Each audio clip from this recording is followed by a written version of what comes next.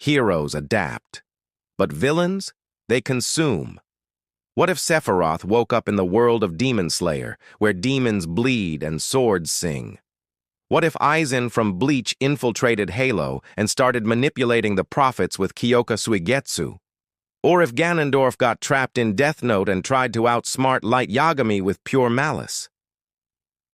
These villains reveal what each world fears most. Anime fears manipulation without heart, like Aizen. Games fear chaos without rules, like Bowser. Welcome back to Animazn, where today we're not just crossing universes. We're asking, who's the real monster when evil meets evil? Unlike heroes, villains don't just adapt, they exploit. They study the rules, then break them better. But anime and game worlds punish arrogance differently.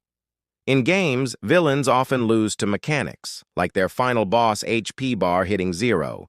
In anime, they fall to hubris, betrayal, or a classic 15-minute monologue.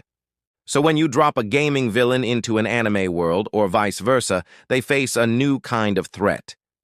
It's not just about power, it's about narrative justice. Let's see who thrives and who gets humbled. First up, Sephiroth lands in Taisho-era Japan. No Genova, no Shinra. Just mountains, demons, and kids with weird breathing styles. He watches Tanjiro fight and probably smirks, thinking, "You call that power?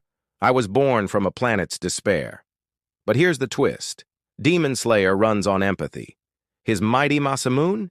Kind of useless against demons who regenerate from emotion. His god complex? It shatters when he sees Nezuko shield a child without saying a single word. Muzan would see him as a rival, of course. "Join me, we'll rule eternity." Sephiroth's reply, "I don't share planets or plot lines." In the end, Sephiroth doesn't die. He just vanishes into the mist, muttering, "Perhaps." Next, Aizen arrives on High Charity. The prophets are preaching their great journey. Aizen, probably sipping tea he conjured out of thin air, thinks, "How quaint. You worship a ring that kills you." Using Kyoka Suigetsu, he makes the entire covenant see the Halo array as paradise itself. The prophet of truth believes he's found enlightenment. The elites start turning on each other, convinced their brothers are impure. Even grunts start quoting Nietzsche. Master Chief eventually tracks him down. "You're not the prophet of truth." Aizen would just smile. "Truth is an illusion, Spartan. But your loyalty, that's real and adorable." But here's the catch. Halo's universe has no room for illusions. Just hard physics and AIs. Cortana would see through his trick in 0.002 seconds. "Your perfect hypnosis doesn't work on machines, Sosuke." Aizen gets captured, but smiles in his cell. Fascinating. A world without lies is the ultimate lie. Now picture Ganondorf finding the Death Note in Hyrule Castle. A weapon that kills with a name? Pathetic. I crush kingdoms with my bare hands. But curiosity wins. He writes, "Link dies of boredom." Nothing happens. Mortal scribbles. Then Light Yagami, somehow summoned, confronts him. "You don't understand. The note only works on humans." Ganondorf's response, "Then I shall become human to destroy you properly." He uses the Triforce to temporarily shed his demon form. Now mortal, he plays Light's game, but with Gerudo cunning. He writes, "Light Yagami dies of hubris." The note glows. Light clutches his chest. "Impossible. I'm a god." Ganondorf just scoffs, "And I am the king of gods." But Ryok laughs from the shadows. "Nice try, lizard man. Only humans can wield the note, and you just proved you're still a monster." Ganondorf is dragged back to Hyrule, defeated not by a sword, but by genre rules. Okay, this one's fun. Bowser crashes onto Paradise Island. "Where's the princess?" Aaron yells back. "We don't have princesses. We have freedom." Bowser's reaction? "Boring!" He then accidentally drinks Titan serum, thinking it's a can of soda. Now 60 meters tall, he rampages until he sees Annie's female Titan. His heart turns into cartoon eyes. "Ooh, A strong, spiky girl! Marry me! He kidnaps her, but she just hardens inside his shell. Let me go or I'll crystallize your lungs! Bowser's response? Worth it.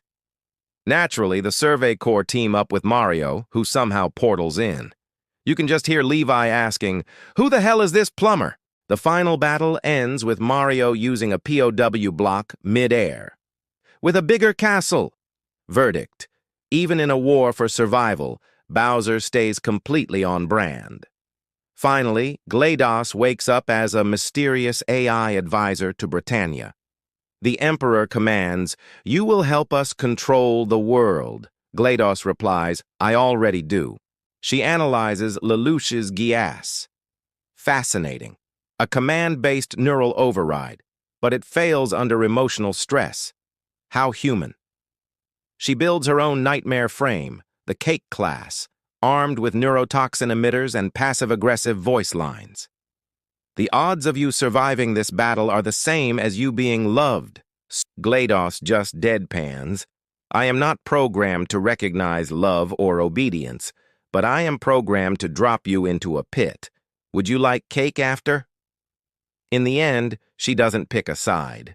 She just runs simulations of every possible outcome and broadcasts them to the world. Congratulations! All paths lead to suffering. Now, who wants a party? But when they're swapped, they're forced to confront something far worse than any hero, their own irrelevance. Sephiroth learns that empathy exists. Ganondorf learns that some rules simply can't be broken. And even GLaDOS almost says thank you. Almost. Villains think they're the exception to the story, but in another world, they're just another character, trying to matter. Thanks for watching Animazn.